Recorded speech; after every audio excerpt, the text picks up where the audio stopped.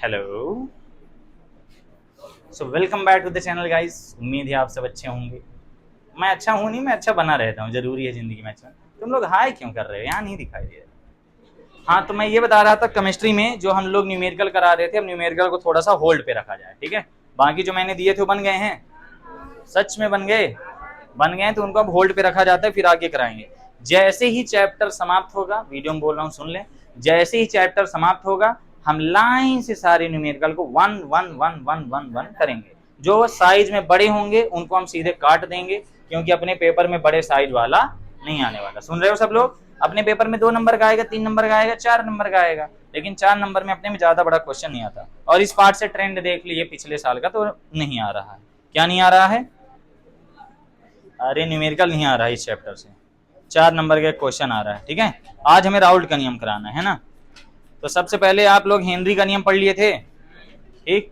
Henry का नियम हो गया था, तो मैं तुम्हें बता दूं, ये है लेक्चर नंबर 6, ठीक। पिछली क्लासेस में हम क्या क्या पढ़ चुके हैं 5 लेक्चर में। सबसे पहले क्लास में हमने विलियन के बारे में पढ़ा, दूसरी क्लास में हमने उसी में पढ़ा विलियन के प्रकार के बारे में। विलियन के प्रकार के बाद हमने देखा द्रव विलियन वाला, है ना। द्रव विलयन के बाद हमने क्या देखा, इसको प्रभावित करने वाले कारक। कारक के अंतर्गत हमने क्या देखा, दाब वाला। दाब के अंतर्गत हमने क्या देखा, हेनरी का नियम। हेनरी के नियम को हमने अच्छे से पढ़ा था, नियम पढ़ा था, सीमाएं पढ़ा था, एप्लीकेशंस पढ़ा था, फार्मूला पढ़ा था, क्वेश्चन नहीं पढ़ा था। क्योंकि हेनरी के नियम के जैसे ही किसका नियम है, राउल्ट का नियम, जो कि पढ़ने के बाद हम क्वेश्चन लास्ट में लगाएंगे ताकि एकदम फ्लो बना रहे। हालांकि ये पद्धति भी बढ़िया थी, लेकिन हो गया, सब पढ़ नहीं रहे हैं, तो न्यूमेरिकल सिर्फ वही पढ़ेंगे जिनके काम का है, उनको भी आराम रहेगा, ठीक। इसमें अब हम लोग का जो अगला टॉपिक आता है, एक और पढ़ा दिया था, सांद्रण को व्यक्त करने की विधियां। इसमें मोलरता, नॉर्मलता, फार्मलता, पार्ट्स पर मिलियन और मोल प्रभाव, सारी चीजें डन हो गई थी। द्रव्यमान प्रतिशत भी हो गया था, और इनके कुछ हमने मोलरता के न्यूमेरिकल करा दिए। हो सकता है 4 नंबर में आ जाए, हो सकता है ना आए, बनाने वाला ही जानता है वो क्या देगा, हम नहीं जानते, ठीक है। स्कूल क्यों नहीं जा रहे हैं?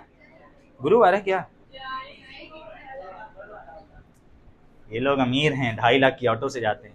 सांद्रण को व्यक्त करने की विधियों के बाद हम लोग का आता है थोड़ा सा राउल्ट का नियम। क्या आता है? राउल्ट का नियम। लेकिन राउल्ट का नियम पढ़ने के पहले हमें थोड़ा सा पढ़ना पड़ेगा प्रेशर के बारे में।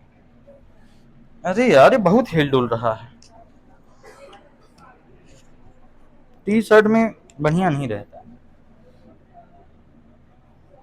राउल्ट का नियम पेपर में आने लायक क्वेश्चन है। हेनरी का नियम तो याद है ना? हेनरी का नियम कुछ जगह उल्टा दिया हुआ है, उल्टा। ये बताओ हेनरी का नियम क्या था? हेनरी का नियम था किसी गैस का आंशिक वाष्प दाब उसके मोल प्रभाज के समानुपाती होता है।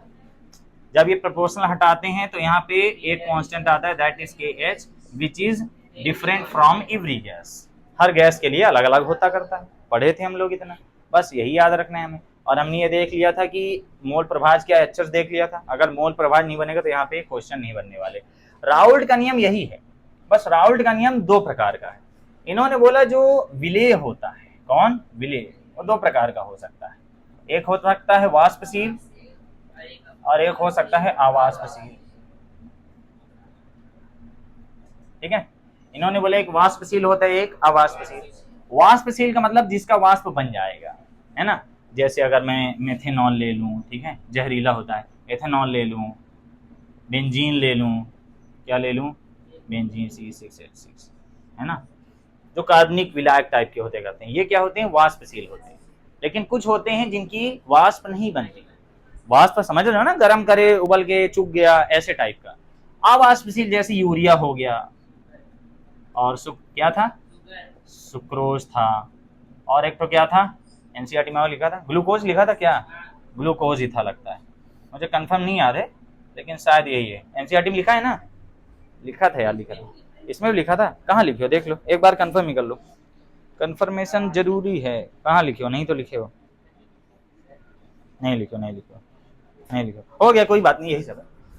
ये अवाष्पशील होते हैं। अवाष्पशील का मतलब जिनका वाष्पन नहीं होता, जिनका वाष्पन नहीं होता। हम वाष्प के बारे में बहुत अच्छे से पढ़ेंगे जब हम पढ़ेंगे क्या? अणुसंख्यक गुणधर्म। अणुसंख्यक गुणधर्म में वाष्प में बहुत अच्छे से डिटेल में एक एक कहानी समझेंगे। अभी उतनी कहानी समझने की जरूरत नहीं है। इन्होंने बोला कि विलेय 2 प्रकार के हो सकते हैं, एक जिनका वाष्प बन जाए और एक जिनका वाष्प ना बने। जनरली यूरिया है, ग्लूकोज है, इनका वाष्प नहीं बनता करता है। समझ में आ गई बात? ठीक, ये सब का वाष्प बन जाता करता है। बल्कि पेट्रोल तो तुम लोग जानते हो, कहते हैं पेट्रोल को खुला मत छोड़ो उड़ जाएगा। ऐसे एथेनॉल भी होता है, खुला मत छोड़ो उड़ जाएगा। इसीलिए कहते हैं दारू वेस्ट नहीं करना चाहिए, है ना। शराब एक बुरी चीज है, आओ इसे पीकर खत्म करें। मैं कोचिंग में जब स्पीच देने गया था, मैं उसमें गलती से बोल दिया था सेव वाटर ड्रिंक बियर। चलो यहाँ ध्यान दो। तो विलेय दो प्रकार के होते हैं। इन्होंने बोला दोनों तरह में अलग अलग क्वेश्चन बन सकते, अलग अलग टॉपिक बन सकते करते हैं। तो जो राउल्ट ने सबसे पहले किसके बारे में बताया, सबसे पहले बताया इन्होंने वाष्पशील विलेय वाले के लिए। किसके लिए? वाष्पशील विलेय वाले के लिए। इनका नियम भी वही है जो हेनरी का नियम है। ठीक, हेनरी का नियम बोलता था P of gas only is proportional to X of gas, यानी मोल प्रभाज, गैस का मोल प्रभाज। इन्होंने बोला कि गैस पर जो दाब लगेगा वो गैस के मोल प्रभाज के समानुपाती होता है किसी विलयन के अंदर। इन्होंने दोनों के लिए बताया, दोनों का नियम सेम है, दोनों में अंतर केवल एक चीज का है। अंतर है किसका? नियतांक का। दूसरा अंतर किसका है? हेनरी ने केवल और केवल विलेय के लिए दिया था, राउल्ट ने विलेय और विलायक दोनों के लिए दिया है। दोनों को कंबाइन कर देते हैं तो डाल्टन का आंशिक दाब का नियम बन जाता है। बात समझ में आई? अंतर क्लियर है? अंतर जब पढ़ लोगे तो और क्लियर हो जाएगा। शुरू में क्या सस्पेंस क्रिएट होना चाहिए। तो वाष्पशील विलेय के लिए इन्होंने क्या बोला, नियम क्या बोला इन्होंने कि वाष्पशील विलेय वाले विलयन का वाष्प दाब, है ना, या फिर प्रत्येक घटक का वाष्प दाब। क्या बोला था नियम? नियम बोलो जरा। किसी विलयन में प्रत्येक घटक का आंशिक वाष्प दाब, दोनों का यहां लेना है। प्रत्येक घटक का P उसके मोल प्रभाज, या फिर उस घटक के हम बोल सकते हैं उस घटक के मोल प्रभाज यानी X के समानुपाती, अनुक्रमानुपाती लिखना चाहिए, अनुक्रमानुपाती होता है। ठीक है, प्रत्येक घटक का। ये किसकी बात चल रही है? वाष्पशील वाला। दो नियम है इनके, एक वाष्पशील वाला और एक अवाष्पशील वाला। ये वाला सरल है, इसमें थोड़ा सा बुद्धि लगाना पड़ता है, ये वाला खैर इजी। तो किसी विलयन में प्रत्येक घटक का जो प्रेशर होगा, वाष्प दाब, आंशिक कहना चाहिए इसे। काहे मगन हो पीछे, थोड़ा यहाँ ध्यान दो, दुखी हो जाओ। पढ़ाई में खुशी नहीं मिलती, दुखी ही मिलता है, दुखी ही मिलती है, दुखी ही मिलता है, दुख ही मिलता है। हमारा हिंदी बहुत कमजोर है गाइस। किसी विलयन में प्रत्येक घटक का वाष्प दाब, प्रत्येक घटक मतलब विलेय का भी और विलायक का भी, उस घटक के मोल प्रभाज के समानुपाती होता है। तो अगर मैं इसको बोल दूं तो घटक का वाष्प दाब, है ना, इसको नॉर्मल भाषा में क्या कहा गया कि वाष्प दाब इज प्रोपोर्शनल टू मोल प्रभाज। किसका मोल प्रभाज? घटक का, कोई भी घटक हो सकता है। तो अगर मैं विलेय के लिए लगाऊं, किसके लिए? पहले विलायक का लगा लें। पुरानी क्लासेस में आप लोग पढ़ चुके हैं, विलायक के लिए क्या बोला गया था? ए। तो इसको हम बोल देंगे सीधे PA, सुंदर लिख देता हूं मैं, PA प्रोपोर्शनल XA। क्या बोलेंगे? PA proportional XA। और अगर यही चीज मैं विलेय के लिए लगाऊंगा तो यह आ जाएगा PB प्रोपोर्शनल XB आ जाएगा। इन्होंने केवल गैस यानी विलेय के लिए बोला, इन्होंने दोनों के लिए बोल दिया। पहला अंतर, दोनों के लिए बोल दिया। ये क्यों बोले वो अभी मैं चित्र से समझाता हूं। फिर इसके बाद इन्होंने बोला कांस्टेंट जो आएगा वो क्या आएगा? वो कांस्टेंट आएगा इनके में ऐसा कि PA नॉट इंटू XA। ये PA नॉट इंटू XA क्या आ गया? ये लाया गया शुद्ध विलायक का वाष्प दाब, मतलब केवल उसी का अलग कंडीशन में, जो कि इसमें प्रूव होगा, अवाष्पशील वाले में प्रूव करके लाएंगे, यहाँ पे अभी प्रूव नहीं दिखाएंगे। ये क्या है? हम बोल देंगे इसको शुद्ध विलायक का वाष्प दाब, शुद्ध विलायक का वाष्प दाब। समझ गए? तो मार्कर क्यों पकड़ा हूं, लिखते कैसे रहा हूं, ठीक, टाइम वेस्ट लगता है ये सब।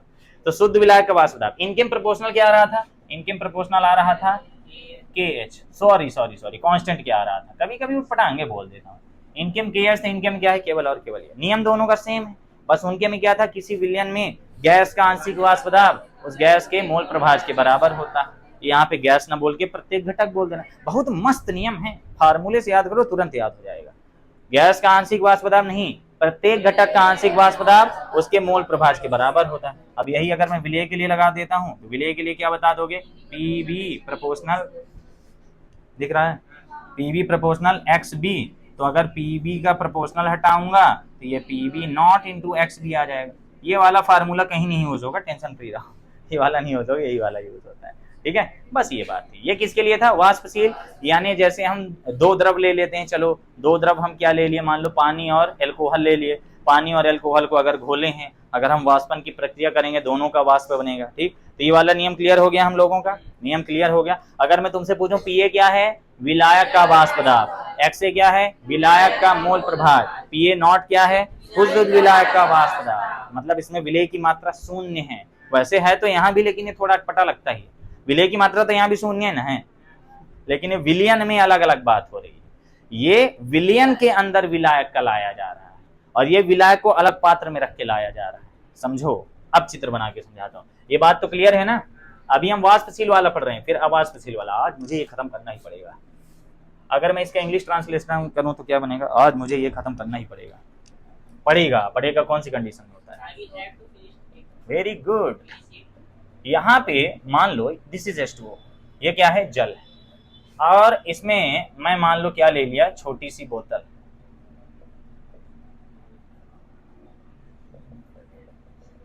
पूरी बोतल बनाते नहीं बनेगी, आदत नहीं है ना। ये मान लो है C2H5OH, दोनों द्रव है, दोनों वाष्पशील, दोनों का वाष्पन की प्रक्रिया होगी, वाष्प बनेंगे। द्रव से वाष्प बनना वाष्पन कहलाता है ना। अगर मैं इन दोनों को घोल दिया तो मैं ये कह देता हूं कि जो इसके मॉलिक्यूल्स थे, मान लो ये ब्लैक कलर के थे और इसके मान लो किस कलर के थे? रेड कलर के थे। समझने के लिए, जब मैं इन दोनों को मिला दिया तो मिलाने के बाद जो मेरा विलयन प्राप्त हुआ, ये विलयन में क्या हो गया? दोनों मिल गए कि नहीं? तो यहाँ पे जाहिर सी बात है कुछ जगह में ये वाला भी होगा कि नहीं, और कुछ जगह में ये वाला भी होगा ना, और कुछ जगह ये वाले भी होंगे। ये तो होंगे ही, और ये भी होंगे। दोनों प्रकार के कण होंगे कि नहीं? अब जब गर्म करेंगे हम इन्हें, वाष्पन की प्रक्रिया होगी, तो यहाँ ज्यादा मात्रा में इसको ले लिए, तो चलो इसको विलायक बोल दिया जाए और इसको क्या बोल देते हैं? चलो विलेय। ठीक है, तो जब हम इसको गर्म करेंगे, हीट देंगे, तो इसमें वाष्पन की प्रक्रिया होगी। और यहाँ ये कहा गया कि इसका भी वाष्प बनेगा, इसका भी वाष्प बनेगा, क्योंकि ये कैसा वाला लिया हमने? वाष्पशील। वाष्पशील को इंग्लिश में क्या कहते हैं यार? क्या कहते हैं? क्या? वोलेटाइल। हाँ, इंग्लिश में क्या कहते हैं? वोलेटाइल। मुझे कंफर्म नहीं है, मुझे ऐसा झटका हो गया, जो कंफर्म नहीं रहे मिटा ही दो। हो गया वाष्पशील। अच्छा, विलयन को सॉल्यूशन कहते हैं, इंग्लिश पता है मुझे। वीडियो देखते होंगे, बोल देंगे महा पागल आदमी सारा। हूँ शक की कोई बात नहीं। इसका अलग वाष्प बनेगा, इसका अलग वाष्प बनेगा, इसका अलग वाष्प बनेगा, इसका अलग वाष्प बनेगा। ये चारों अणु वाष्पन की प्रक्रिया में वाष्प बन गए। तुम ऐसे हाथ का इशारा क्यों कर रहे हैं? ऐसे गंदे इशारे कर रहा है मजनू, ये कैसे इशारे करता है? और इसका वाष्प अलग बनेगा कि नहीं? बनेगा ना।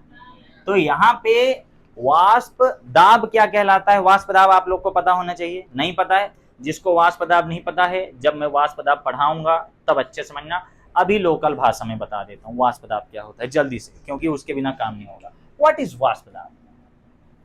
ऊपर दिख रहा है वाष्प दाब क्या है? वाष्प दाब ये होता है कि जब हम, कहाँ होता है यहाँ बता देता हूँ। जब मान लो ये मैंने इसमें पानी भरा है और ये पानी को मैं क्या किया? गरम किया, तो ये पानी क्या बनेगा? ये पानी यहाँ से क्या बनेगा? वाष्प बनेगा। तो इसकी जो वाष्प बनेगी, अब मान लो इसको अगर मैं एक पात्र में बंद कर दूं, क्या कर दूं मैं? बंद कर दूंगा तो क्या होगा? इसका वाष्प बनेगा, और वाष्प के साथ यहाँ पे क्या बनेगा? बूंद भी बनेगा। जब ये ऊपर जाएगा तो यहाँ पे टकरा के संघनित होंगी बूंदें। जब नीचे से वाष्प बन के गैस बना, वाष्प बना, तो जब नीचे से ऊपर गया तो गैस के अणु ऊपर टकरा के क्या होंगे? पास आएंगे। जब गैस के अणु टकरा के पास आएंगे तो क्या हो जाएंगे? बूंद बन जाएंगे, जल बन जाएंगे। तो यहाँ पे ये क्या बन गया? जल बन गया। क्या बन गया? पानी बन गया यार। जल सब ये हम शुद्ध हिंदी नहीं बोलते। और ये क्या थी? वाष्प थी, है ना। तो यहाँ से ये वाली प्रक्रिया क्या कहला रही थी? वाष्पन। क्या कहला रही थी? वाष्पन। और यहाँ जो प्रक्रिया हो रही थी, ये प्रक्रिया क्या कहला रही थी? संघनन कहला रही थी ना। जल्दी बता रहा हूँ, इसको मैं डिटेल में तुम लोग को बहुत आगे पढ़ाऊंगा, अभी मैं जल्दी बता रहा हूँ तुम लोग को। तो वाष्पन एक प्रक्रिया हो रही है, संघनन दूसरी प्रक्रिया हो रही है। एक वक्त आता है जब दोनों बराबर होने लगती है, मतलब जितनी स्पीड में पानी क्या बन रहा है? वाष्प बन रहा है। पानी वाष्प बन रहा है। जितनी स्पीड में पानी क्या बन रहा है? वाष्प बन रहा है। ये पानी था, जितनी स्पीड में पानी वाष्प बन रहा है, उतने स्पीड में ये जो वाष्प था वो पानी बनता जाएगा। मतलब रेट ऑफ वाष्पन इक्वल टू रेट ऑफ संघनन। इंग्लिश में क्या कहेंगे, rate of vaporization equal to rate of condensation. अगर ये दोनों की दर बराबर हो जाती है, दर यानी रफ्तार, सोनियो रफ्तार। ये पिक्चर देखे हो तुम लोग? नहीं। खिलाड़ी 786 नहीं देखे तुम लोग? यही तो उसका डायलॉग था। क्या डायलॉग था उसका? हो गया, रहने दो, डायलॉग हो रहा है, हो गया, मुझे भूल गया इसलिए रहने दो, नहीं तो वरना मैं सुना ही भी ना रहूंगा, तुम्हें लगता है। चलो यहाँ ध्यान दो। तो जितनी स्पीड में वाष्प बन रहा है उतनी स्पीड में उसका क्या बन रहा है, द्रव बन रहा है। वाष्प से पानी बनने की प्रक्रिया को संघनन कहते हैं छोटे बच्चों, और पानी से वाष्प बनने की प्रक्रिया को वाष्पन कहते हैं। जब दोनों की रफ्तार समान हो जाती है ऐसी कंडीशन साम्य अवस्था कहलाती है ना। अभी सुबह की बैच में भी यही पढ़ाया हूं ना, इसलिए अच्छा लग रहा है। तब इस पर एक प्रेशर जनरेट होता है, यहाँ पे प्रेशर लग रहा है इस पर, तब इसकी वाष्प पर जो दाब लगता है वही कहलाता है वाष्प दाब। इतनी सुंदर परिभाषा है कि नाम में ही परिभाषा है। वाष्प का दाब ही वाष्प दाब है, लेकिन दो कंडीशंस में। पहला, पात्र बंद हो, दूसरा वाष्पन की दर और संघनन की दर बराबर है। वाष्प का दाब ही वाष्प दाब कहलाता है। द्रव की सतह पर, यह कहां होता है, द्रव की सतह पर उपस्थित वाष्प पर लगने वाला दाब ही वाष्प दाब कहलाता है, किंतु दो कंडीशंस में। पहला, पात्र बंद हो, तभी तो संघनन होगा। अब कुकर में ढक्कन लगाओगे तब ना संघनन होगा। सब्जी बनती है जब बढ़िया आलू की रसही वाली, उसके ऊपर क्या करते हैं, बढ़िया प्लेट लगा देते हैं ना, तो टेढ़ मेढ़ वाला, वो घर में उसको कहते हैं सब्जी वाला प्लेट ले आओ, है ना। मिडिल क्लास में कहते हैं, सीबीएसई वालों में तो पता नहीं क्या कहेगा, पैन ये वो, है ना, कावड़ मुंह टेढ़ करके पता नहीं क्या बोलते हैं वो लोग। जिंजर काट लेंगे गाइस, ऑनियन काट लेंगे, अरे ये सब बोलने में फील आता है क्या? लगता ही नहीं किचन में आदमी खाना बना रहा है, औरत बनाती वैसे। चलो यहाँ ध्यान दो, ये लाइन में बहुत बोलने लगा हूं, चलो यहाँ ध्यान दो तुम लोग के कारण। तो वाष्प का दाब ही वाष्प दाब कहलाता है। क्लियर है? नहीं समझ में आया? अनुसंख्या गुणधर्म ये सब बहुत चलेगा, बहुत अच्छा टॉपिक है, 4 नंबर में आता है। तो यहाँ मैंने ये बताया दोनों का प्रेशर अलग अलग है, तो इसका जो प्रेशर बन रहा है काले वाले का, ध्यान से, यहाँ काले वाले का प्रेशर क्या बन जाएगा, पीए, और लाल वाले का प्रेशर क्या बन जाएगा, पीबी बन जाएगा। तो जो विलयन का आया वो दोनों पर निर्भर करेगा, यानी जो विलयन का प्रेशर बना, विलयन का जो प्रेशर बना है वो इसके प्रेशर पर भी निर्भर करेगा और इसके पर भी निर्भर करेगा, लाल वाले और काले वाले दोनों पर। सही बात है ना। तो विलयन के वाष्प दाब में विलायक और विलेय दोनों के वाष्प दाब की भूमिका है कि नहीं? कब है? जब हमारा विलेय वाष्पशील। और वाष्पशील में इसीलिए बताया इन्होंने कि विलयन में प्रत्येक घटक का वाष्प दाब उसके खुद के मोल प्रभाज के समानुपाती, मतलब जितने ज्यादा मोल्स घुले होंगे उतने ज्यादा वाष्प बनेगा। वाष्प दाब ज्यादा है यानी वाष्प की रफ्तार ज्यादा, आम भाषा में ऐसा समझो। जैसे तुम मान लो पानी उबाल रहे हो, है ना, पानी उबाल रहे हो तो रफ्तार ज्यादा है, उसमें तुम 1 चम्मच शक्कर डाल दो, उसकी रफ्तार कम हो जाती है ना, तो कुछ मिला दिए तो वाष्प दाब क्या हो गया, कम हो गया। होता है ना ऐसा, उबल रहा है खूब तेज पानी, तुम आज घर में चाय बनाना तो करके देख लेना, बढ़िया पानी उबल रहा, 2 चम्मच शक्कर डाल देना, सीधे उसका वाष्प क्या हो जाता है, कम। तुम किए हो क्या ऐसा? तो इतना खुश दिखे तो मुझे लगा किए हो ऐसा। तो यहाँ ये बताया गया विलयन का जो वाष्प दाब आ रहा है, क्या बताया, ऐसे पीएस लिख दूं समझ जाओगे। विलयन का जो वाष्प दाब आ रहा है, विलायक प्लस विलेय आ रहा है ना, तो यही क्या बताया गया, किसी विलयन का वाष्प दाब, किसी वाष्पशील विलेय वाले विलयन का वाष्प दाब उसके दोनों घटकों के वाष्प दाबों के योग के बराबर होता है। यही था डाल्टन का नियम। इसका डाल्टन का नियम, बस बात खत्म। तो यही था तुम्हारा वाष्पशील विलेय के लिए राउल्ट का नियम। राउल्ट का नियम अगर पेपर में आता है आप यही वाला लिखेंगे। नियम क्या है, किसी विलयन में, या फिर बोल सकते हो, है ना, जब किसी विलायक में वाष्पशील विलेय को मिलाया जाता है तो उस विलयन के प्रत्येक घटक का वाष्प दाब उस घटक के मोल प्रभाज के अनुक्रमानुपाती होता है, अनुसमानुपाती, कुछ भी लिख दो, बस हो गया, बन जाएगा आगे, कोई दिक्कत। ये कौन सा वाला था, ये था, अब देखो अवाष्पशील वाला। अवाष्पशील वाला थोड़ा टेक्निकल है, याद रखना, अवाष्पशील वाला थोड़ा सा टेक्निकल है। सरल है कि कठिन है? अब पता नहीं, हमारी स्कूल में तो मैडम पढ़ाई थी तो गजब लेवल का कठिन था, अब मैं तुम लोग को पढ़ा रहा हूँ शायद कठिन और लग रहा हो। मैं कभी समझाने की गारंटी नहीं लेता, क्योंकि मैं तुम लोग को एक बात बता चुका हूं कि समझाना समझना वो डिपेंड करता है,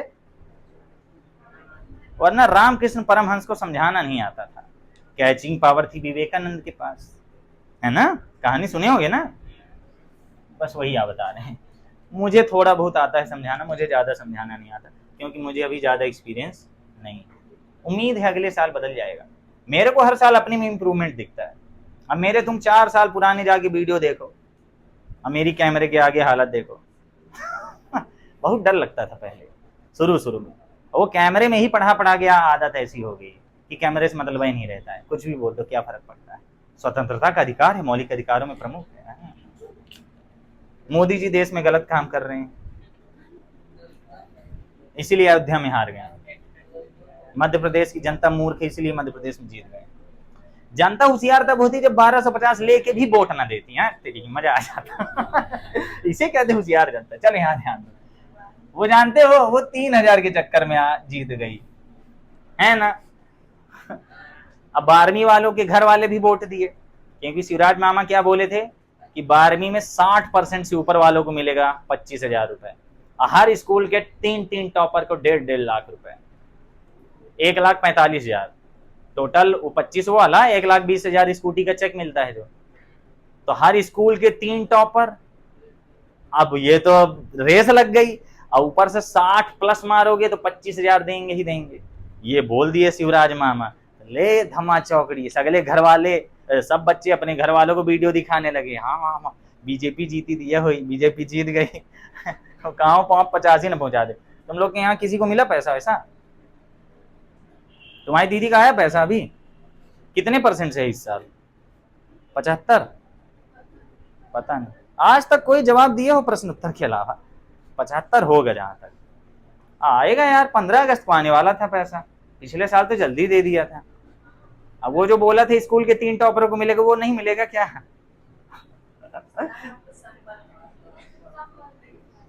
क्या संबल बन रहा है? संबल वाला रिजेक्ट हो गया, बहुत सही किया है। हम 3000 परीक्षा फीस भरते तो वहां 10 रुपये भर के काम हो जाता था। यहाँ ध्यान दो, मेरा मानना है पढ़ाई में पैसा लगना चाहिए। जानते हो क्यों? लोग इज्जत नहीं समझते। अच्छा ये बताओ, यूट्यूब में भारत के सबसे बेस्ट टीचर पढ़ा रहे हैं कि नहीं? भारत के सबसे बेस्ट टीचर पढ़ा रहे हैं। आपका प्रिय शिक्षक। मैं नहीं पढ़ा रहा, मैं बाकी लोगों की बात कर रहा हूं, लेकिन फिर भी लोग उनसे नहीं पढ़ रहे हैं। यहां तो तुम लोग इसलिए आते हो कि बंध जाता है कि हाँ जाना है, मतलब जाना है। यूट्यूब में ऐसा रहता है पढ़ने में, यूट्यूब में पढ़ने वाले के लिए बहुत बड़ा डिसिप्लिन होना जरूरी है। वो बिना डिसिप्लिन के नहीं पढ़ सकता। जैसे मैं डिसिप्लिन लेस आदमी हूँ कि तुम मुझे बोल दो यूट्यूब से पढ़ लो, मैं नहीं पढ़ सकता भाई। मैं एक वीडियो देखता हूँ, उसको देखते नहीं, मैं नीचे कुछ और ढूंढते रहता हूँ। ओके रहने दो। आवाज पे सील विले वाले में बोला गया, इसको समझो थोड़ा। आवाज पे सील विले वाले में ये बोले, जैसे मान लो हम यहाँ पे क्या ले लिए, ध्यान दो ध्यान दो ध्यान दो ध्यान दो ध्यान दो। यहाँ पे क्या है H2O, जिसका वाष्प बनना तय है, डेली उबालते हैं चाय जब बनाते हैं। इसमें हम क्या डाल दिए, मान लो खूब सारा ग्लूकोज डाल दिए, यूरिया डाल दें, है ना। यहाँ पे हमने क्या डाल दिया, यूरिया, तुम रिया हो, ठीक है, बुरा मत मानना लिया। तो यहाँ पे यूरिया डालेंगे। यूरिया क्या है, यहाँ पे एक अवाष्पशील विलेय है कि नहीं? यूरिया क्या है, अवाष्पशील विलेय, अर्थात इसका वाष्प नहीं बनता। मुझे कंफर्म नहीं याद यूरिया था कि नहीं, देखना पड़ेगा। हो गया, चलो बोल रहे हो तो है। मुझे अपने से ज्यादा तुम लोग पे भरोसा रहता है। तुम लोग बोल देते हो मैं मान लेता हूँ। तुम लोग नाक क्यों दबाए हो?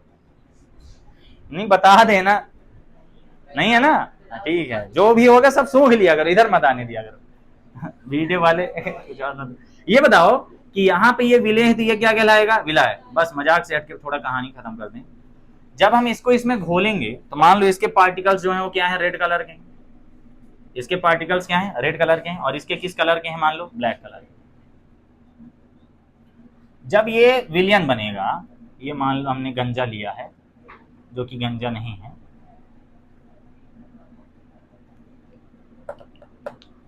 हाँ जी खास बढ़ गए। हाँ ये ऐसा बनेगा, बनेगा कि नहीं? मैं जो समझा रहा हूं तुम लोग को समझ में आता है कि नहीं? अगर तुम ये चाह के बैठो कि मुझे समझना है तो तुम्हें सब समझ में आएगा। क्योंकि फिजिक्स केमिस्ट्री में कुछ पढ़ाता हूँ, जहां मुझे डाउट रहता है मैं पहले ही बता देता हूँ, यहाँ मुझे खुद डाउट है, क्योंकि मैं इसकी कोचिंग किया नहीं हूँ, तो मैं नहीं जानता क्या होता है, इसीलिए मैं पहले ही बता देता हूँ। जहां पे मैं क्लियर हूं वहां मैं तुम्हें क्लियर करने की कोशिश करता हूं। तो अगर तुम चाह के बैठोगे कि मुझे सीखना है तो तुमसे बनेगा, जितना मुझसे बनता है बन जाएगा, ठीक है। मुझसे ज्यादा बन गया तब तो ज्यादा नंबर पा जाओगे। तो मैं ये बता रहा हूं ये जो विलयन बना है, इस विलयन में इसका वाष्प बनेगा क्या? नहीं। अगर मैं इस विलयन को हीट करा तो यहाँ पे जो वाटर की मॉलिक्यूल्स हैं, पानी के अणु, इनका वाष्प बन जाएगा, इनका वाष्प, ये वाष्प बन गया। लेकिन ये रेड कलर वालों का वाष्प बनेगा क्या? नहीं बनेगा ना। तो ये बताओ कि इसका वाष्प बन रहा है Pa, और यहाँ ये बताओ जो नॉट होता है वो ये वाला होता है, समझ गए? नॉट कौन सा वाला? ये होता है। और ये Pb, समझ गए? तो ये बताओ पहले ये कि इसमें Pa बस आ रहा है कि नहीं आ रहा? इसमें केवल Pa आ रहा है। क्या इसमें Pb आ रहा है? नहीं आ रहा। क्या इसमें Pb आ रहा है? पिछले वाले में क्या था? Pa भी आ रहा था, Pb भी आ रहा था। मतलब एल्कोहल का भी वाष्प बन रहा था, पानी का भी वाष्प बन रहा था। लेकिन इस वाले में यूरिया का वाष्प नहीं बन रहा है, पानी का वाष्प बन रहा है। बात समझ में आई? सरल भाषा में मैंने बोल दिया। अब जब हम विलयन का वाष्प लाएंगे, क्या लाएंगे? विलयन का वाष्प दाब, सॉरी वाष्प बोल दिया था क्या? तो विलयन के वाष्प दाब में हम जानते हैं Pa प्लस Pb करना पड़ता है कि नहीं? लेकिन यहाँ तो यूरिया का वाष्प ही नहीं बन रहा है। तो यहाँ जो विलयन का वाष्प दाब आएगा यानी PS बराबर हो क्या आएगा? ओनली Pa आएगा कि नहीं? यही यहाँ पे मैटर हो जाता है थोड़ा सा। इसलिए अवाष्पशील वाले में दो ठो ना आके केवल एक ही आता है। और ये जब मैं पढ़ता तो मैं बहुत कंफ्यूज रहता था, ये कैसे हो गया, क्योंकि ये टर्म पहले पढ़ाया नहीं गया, डायरेक्ट ये टर्म पढ़ाया गया। चलो एनसीईआरटी में सब बातें लिखी हुई हैं। तो इसका जो नियम बनेगा वो कुछ ऐसा बनेगा कि किसी विलयन में प्रत्येक घटक का नहीं आएगा, किसी विलयन में सीधे बोल देंगे, हम इसको बोल देंगे, इसको तुम ऐसे बोल सकते हो, जब अवाष्पशील विलेय को किसी विलायक में, किसी शुद्ध विलायक जैसे हमने पानी ले लिया, शुद्ध विलायक में घोला जाता है, राइटिंग की मत फिदा हो जाना, घोला जाता है, तो विलयन का वाष्प दाब, क्या बोला गया? विलयन का वाष्प दाब, वेरी इंपॉर्टेंट लाइन, विलयन का वाष्प दाब विलायक के वाष्प दाब के अनुक्रमानुपाती होता है। हाँ, सॉरी बताने के लिए शुक्रिया। यही तुम भी क्या बता रहे थे? हाँ?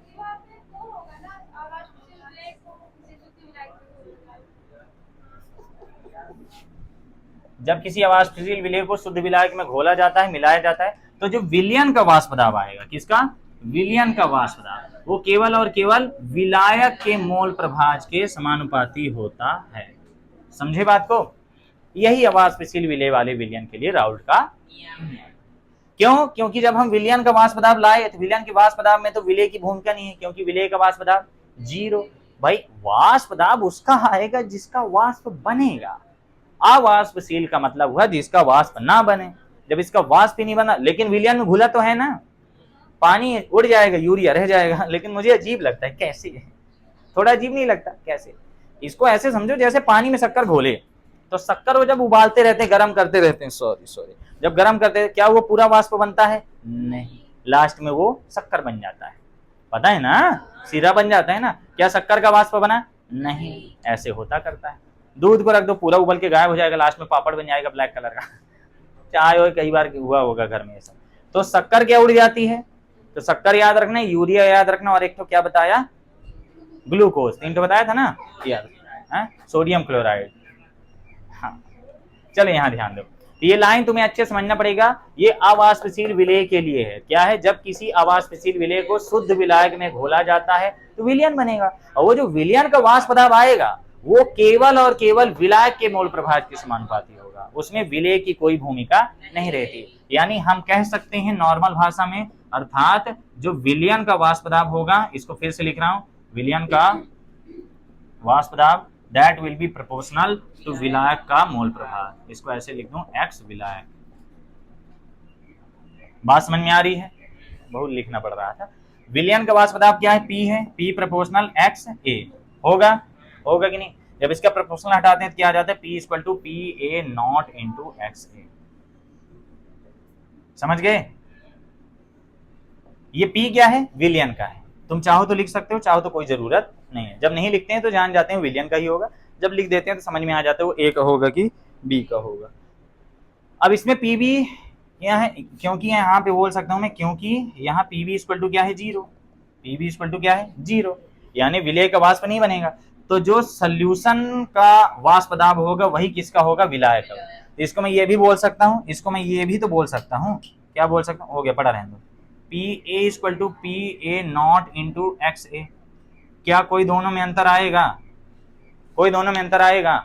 यहाँ पे विलायक का वाष्प दाब भी तो आ रहा है, और ये शुद्ध विलायक का क्यों आ रहा है ये अब बताएंगे, ठीक है। तो ये इतना तो प्रूव करते बन जाएगा ना, पेपर में बस इतना ही लिखना होता है, राउल्ट का नियम लिखिए। तो राउल्ट का नियम, अगर तुमसे एक ठो का पूछा है तो एक ठो का लिखो, दोनों का पूछा है दोनों का लिखो, किसी का नहीं पूछा है तुम्हारी इच्छा है, तुम हेडिंग डाल के दोनों लिख दो, समय हो तुम्हारे पास, समय नहीं तो एक ठो लिख दो, समझ गए। लेकिन एक ठो कौन सा लिखना चाहिए, पहला वाला, वाष्पशील विलेय वाला। पेपर में आता है तो पूछ लेना चाहिए उसे कि वाष्पशील विलेय के लिए राउल्ट का नियम, अवाष्पशील विलेय के लिए राउल्ट का नियम, दो द्रवों के विलयन के लिए राउल्ट का नियम, एनसीईआरटी में दिया है ना। बस अब इसको हमें क्या करना है, प्रूव करना है।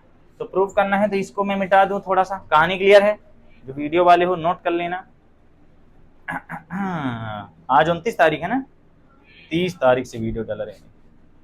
अब इसमें ये कांस्टेंट कहां से आ जाता है ये हमें थोड़ा समझना है। भाषा कोई भी हो सकती है, बस तुम उसको, इसमें मैंने क्या लिखा था, अवाष्पशील विलेय वाले विलयन का वाष्प दाब विलायक के मोल प्रभाज के समानुपाती होता है। कांस्टेंट लाने के लिए हमने क्या किया है, एनबी की वैल्यू 0 कर दिया था, है ना।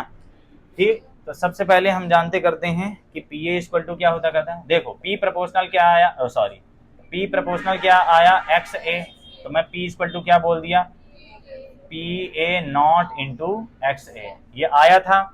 ये कैसे आया, इसको मान लेते हैं फिलहाल के लिए, ये क्या है, के, कुछ वक्त के लिए मान लिए क्या आया है, के आया। हम क्या कर रहे हैं, हेनरी के नियम को प्रूव कर रहे हैं, कांस्टेंट, राउल्ट के नियम का हम कांस्टेंट ला रहे हैं। अब यहाँ पे हमें क्या लाना है, शुद्ध विलायक के लिए, क्यों, क्योंकि यहाँ पे विलेय का तो 0 हो जाना है, तो हमें किसके लिए लाना है, केवल और केवल शुद्ध विलायक के लिए, शुद्ध विलायक के लिए, इसको शुद्ध विलायक के लिए। जब भी शुद्ध विलायक दिखे समझ जाना ये नॉट वाली कंडीशन, यानी पी ए नॉट वाली कंडीशन, समझ गए। इसमें नॉट तभी लगता है जब वो शुद्ध होता है। शुद्ध विलायक के लिए हम जब एक्स ए की वैल्यू लाएंगे तो क्या आ जाएगा, N A upon N A plus N B होता है। लेकिन यहाँ क्या लिखा है, क्या हुआ, शुद्ध विलायक है। शुद्ध विलायक का मतलब इसमें विलेय की मात्रा शून्य, एन बी क्या है, विलेय की मोलक संख्या, मतलब हमें यूरिया की एक भी मात्रा नहीं लेना है। एनबी को क्या करो, 0, है ना। यहाँ पे हमें क्या करना है, put NB equal to 0, then X A equal to कितना आ जाएगा, N A upon N A. इसका मतलब कितना आ गया, एक्स ए इक्वल टू 1 आया। इसका मतलब क्या हुआ कि केवल और केवल इसमें विलायक की बात हो रही है, इसमें विलेय का जिक्र नहीं है। ये सबके समझ में आ रहा है ना। देखो ये जो दोबारा रिवीजन चलाया गया है ये 90 वालों को 99 पहुंचाने के लिए है, और 70 वालों को 80 पहुंचाने के लिए, और 80 वालों को 90 पार कराने के लिए, ठीक है। तो अगर तुम चाहते हो लेवल जो है तुम्हारा उसको पार करना है, वर्जित ऊर्जा अंतराल पाकर तुम्हें चालन बैंड में पहुंचना है, तो उसके लिए तुम्हें आगे जाना पड़ेगा। अच्छा ऐसे याद आ गया तो चलो पूछ लेता हूं मैं कि चालकों में वर्जित ऊर्जा अंतराल कितना होगा, 0, क्योंकि उसमें ऑलरेडी मुक्त इलेक्ट्रॉन्स हैं। अर्धचालकों में कितना होगा, 1 इलेक्ट्रॉन की कोटि का होता है, कोटि का मतलब इधर उधर दशमलव में चल जाएगा। और कुछ चालकों में ग्रेटर देन 3, वो नहीं नाते हैं उनमें फिर परावैद्युत बन जाते करते हैं, ठीक। एक तो कल के वीडियो में फाल्ट मार दिया था, परावैद्युत में मैंने जल का और धातु का उदाहरण लिख दिया था ना, जो कि नहीं होना चाहिए, वो तो चालक में आ जाएंगे ना। परावैद्युत में मोम होगा, कांच होगा, लकड़ी होगा, और क्या क्या हो सकता है, रबड़ हो सकता है, और क्या हो सकता है, मिट्टी का तेल हो सकता है ना। मिट्टी के तेल में करंट मारता है, कभी चेक नहीं किया। आग तो बड़ी गजब की लगती है ना, फिर भुताई नहीं भुटती है। फिर वही वाला चुटकुला याद आ जाता है, फूक माल, याद है, नहीं याद है, चुटकुला सुनाया तो था कि तोतला लड़का और तोतला लड़की की शादी वाला है, याद आ गया है, इतना बढ़िया चुटकुला नहीं सुनाया हूं, याद नहीं, पढ़ाई लिखाई वाली चीजें याद करिए, सब चुटकुला याद रखते, यूपीएससी नहीं आएगा। एनबी इक्वल टू 0 क्योंकि है, क्योंकि हमें किसके लिए लगाना है, शुद्ध विलायक के लिए। शुद्ध विलायक में विलेय की मात्रा 0, चाहे शून्य गलत है, शून्य होनी चाहिए। XA की वैल्यू 1 आ गई। अब अगर मैं इसको यहाँ रखूंगा, इसको कहाँ रखूंगा, यहाँ, तो ये बताओ, ये मैं PA बोल सकता हूँ इसको, ये PA ही ना है। तो अगर मैं XA की वैल्यू कहाँ रखूंगा, समीकरण 1 में, मैं सीधे बोल देता हूँ XA का मान समीकरण 1 में रखने पर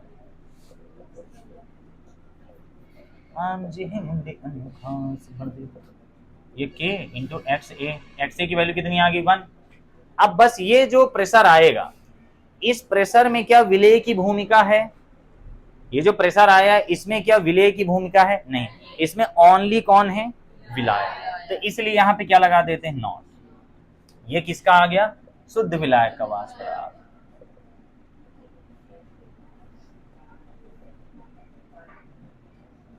है। अब इस आधार पर मैं क्या बोल सकता हूं कि K इक्वल टू क्या आ गया, PA नॉट। तो मुझे K की वैल्यू मिल गई, K की वैल्यू मिल गई। K की वैल्यू कहां रख दो, समीकरण 1 में, दोनों बार। अभी एक बात बताऊंगा, तुम लोग को मजा आएगा। K का मान समीकरण 1 में रखने पर, K का मान समीकरण 1 में रख दो, ये क्या है, PA इक्वल टू क्या है, ये K की वैल्यू क्या है, PA नॉट, आज मैं बहुत थक गया, इंटू XA आ गया, ये लो आ गया। यहाँ पे ये मैं ऐसे बना देता करता हूँ, ठीक है, मुझे अच्छा लगता है, तंबू बना देता हूँ।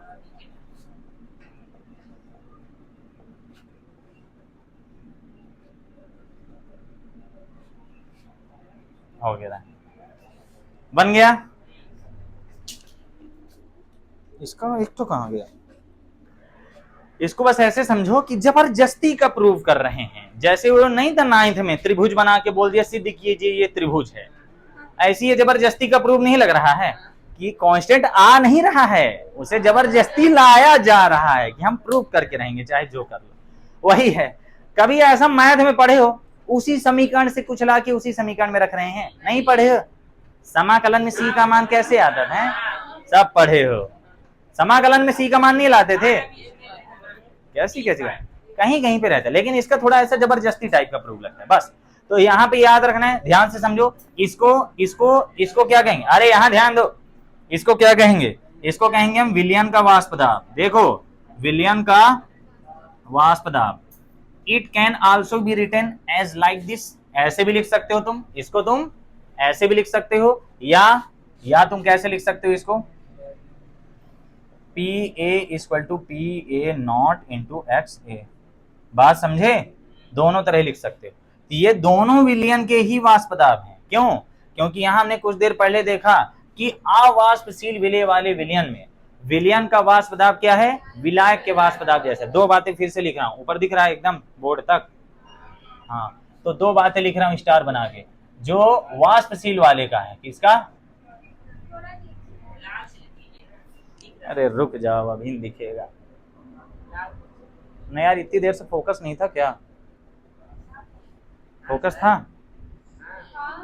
ना, नहीं अभी मैं लाया ब्लर था पूरा, ऑटो फोकस तो मैं बंद किया हूं, तो कहां से आ जाएगा, वाष्पशील वाला लगता है पूरा गया, अगर पूरा धुंधला था तो क्या करूं, नहीं यार गड़बड़ा जाएगा, सच में पूरा गड़बड़ा गया। एक बार मैं फिर से बता देता हूँ, एक्स्ट्रा होगा तो कोई दिक्कत नहीं।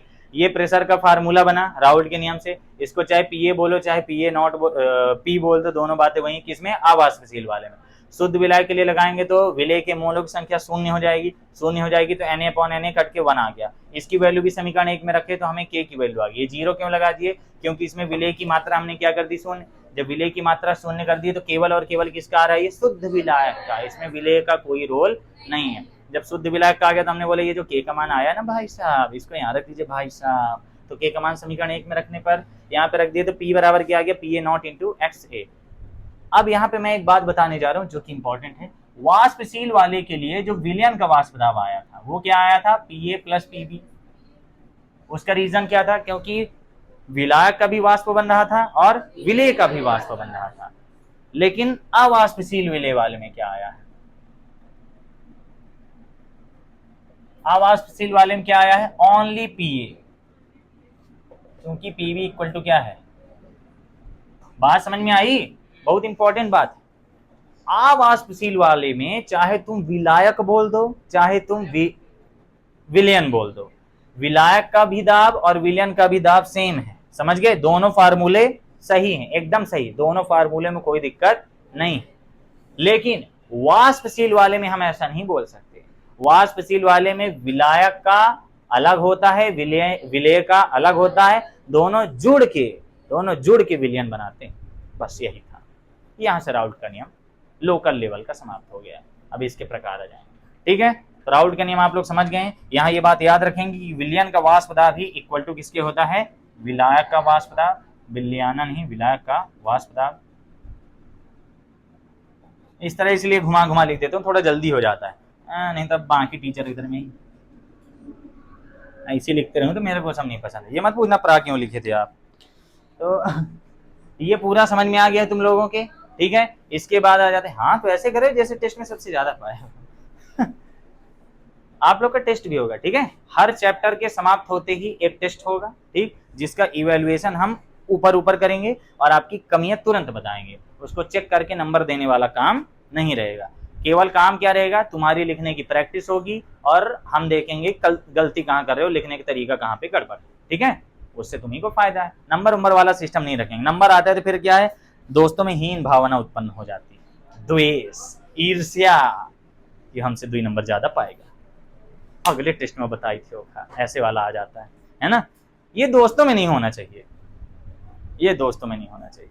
दोस्तों में ऐसा होना चाहिए कि दोनों करोड़पति बनो, एक लैम्बोर्गिनी ले तो एक फरारी ले। इसको जरूरत है यार लैम्बोर्गिनी की, ये ले जाए, इसको जरूरत है फरारी की, ये ले जाए। अब वहां तो न बोले कि पेट्रोल फूल भरा दिए हम, ये करोड़पति हो भाई तुम। ठीक है, दोस्तों में यही होना चाहिए। लेकिन दोस्त जनरली कैसे होते हैं? साले बहुत घटिया होते हैं। ये सोचते हैं कि मैं अकेले अमीर बन जाऊं। ये साले गंदी नाली के कीड़े ऐसे ही ठेला लगाएं, ऐसे होता करता है। कभी भी अपने दोस्तों में, सहेलियों में ये भावना मत लाना। दोस्तों में भावना यही होनी चाहिए कि साथ में ग्रो करो। इसीलिए कहता हूँ सब इकट्ठा जाके बीटेक करो, लेकिन ऐसे मजा भी नहीं आता है। दोस्तों का ग्रुप ऐसा बनाओ कि अगर 4 लोग हो, 4 अलग अलग फील्ड का बंदा हो, उससे फायदा, एक नुकसान भी है लेकिन फायदा भी है। फायदा ये है कि आगे चल के तुम्हें 4 बंदे ऐसे होंगे जो 4 फील्ड में बेस्ट फ्रेंड हो। एक को वकालत पकड़ा दो, एक को डॉक्टरी पकड़ा दो, एक को इंजीनियरिंग पकड़ा दो, एक को पुलिस विभाग पकड़ा दो। इन चारों की जरूरत हमें बहुत पड़ती है कि नहीं? तो 4 दोस्त हो, 4 फील्ड में जाओ। डॉक्टर है, दोस्त है तो जाहिर सी बात है इलाज ढंग, हरामखोर ना हो, अच्छा दोस्त हो तब। वकालत बहुत जरूरी है, पुलिस विभाग किसी को पिटवाना है, गुंडई होती रहती है। और एक तो इंजीनियर हो, है ना, लाइट फिटिंग वाला, ITI वाला। IIT और ITI में अंतर है, ठीक। तो राउल्ट का नियम खत्म हो गया। राउल्ट के नियम के बाद आती राउल्ट के नियम की सीमाएं, जो कि सेम टू सेम किसकी तरह थी?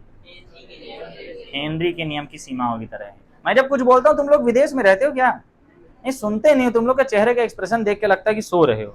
तो राउल्ट के नियम की सीमाएं क्या है? पहली बात, केवल तनु विलयनों में लागू होता है, बुरा मत मानना। दूसरी बात, इसमें विलय और विलायक के मध्य कोई भी रासायनिक अभिक्रिया नहीं होनी चाहिए, ठीक है। इसके बाद आते हैं राउल्ट के नियम के आधार पर विलयन का वर्गीकरण। 2 प्रकार के होते हैं, एक आदर्श और एक अनादर्श। आदर्श अनादर्श के बारे में हम कल पढ़ेंगे, जो कि बहुत सरल है और बहुत बार पेपर में आया हुआ है। उम्मीद है आपको राउल्ट का नियम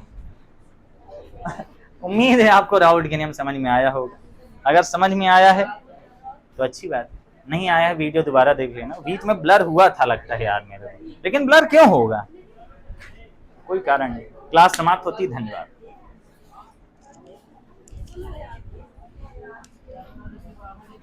यहाँ तक वीडियो देखने के लिए धन्यवाद। यहाँ तक कोई देखा नहीं होगा वैसे।